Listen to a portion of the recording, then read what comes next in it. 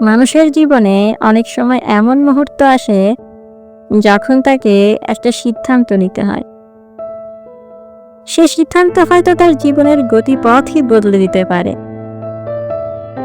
কিন্তু সমস্যা তখনই শুরু হয় যখন সিদ্ধান্ত নেওয়ার পর আমরা দ্বিধায় পড়ে যাই, ভয় পাই, অথবা আশেপাশের মানুষের কথায় প্রভাবিত হয়ে পেছনে তাকাতে শুরু করি।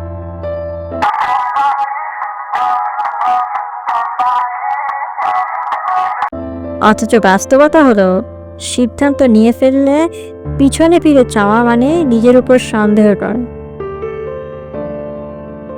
সফল মানুষদের জীবন ইতিহাস ঘাটলে দেখা যায় তারা জীবনের কঠিন সময়ে সাহস করে সঠিক সিদ্ধান্ত নিয়েছেন এবং সেই সিদ্ধান্তে অবিচল থেকেছেন।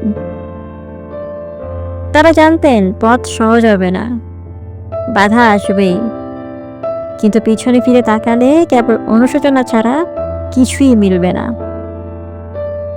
সিদ্ধান্ত নেওয়ার সাহসটাই তো আর্থিক যুদ্ধ জেতার মতো। আর যদি সিদ্ধান্তে দৃঢ় থাকো, তাহলে সেই পথেই ধীরে ধীরে খুলে যাবে সফলতার দরজা। পেছনে ফিরে তাকালে চোখে পড়ে পুরনো ভয়, ব্যর্থতা আর সন্দেহ, কিন্তু সামনে তাকালে দেখা যায় নতুন সুযোগ, আত্মবিশ্বাস আর আশার আলো।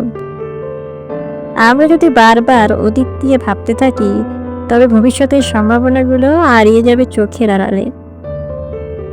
ঠিক যেমন নদী তার গন্তব্যে পৌঁছাতে কখনো পিছনে ফিরে দেখে না, তেমনি আমাদেরও সিদ্ধান্তে স্থির থেকে এগিয়ে যেতে হবে।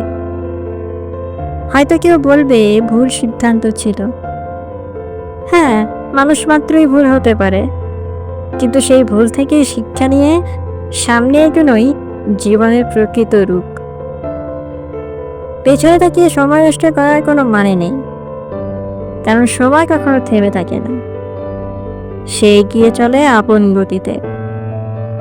আর যারা সময়ের সঙ্গে তাল মিলিয়ে সামনে চলে, তারাই সফলতার সিঁড়ি বেয়ে উঠে যায় চূড়ায়।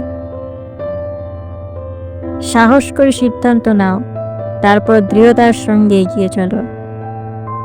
যদি হৃদয়ে বিশ্বাস থাকে, তাহলে কোনো বাধাই তোমাকে থামাতে পারবে না।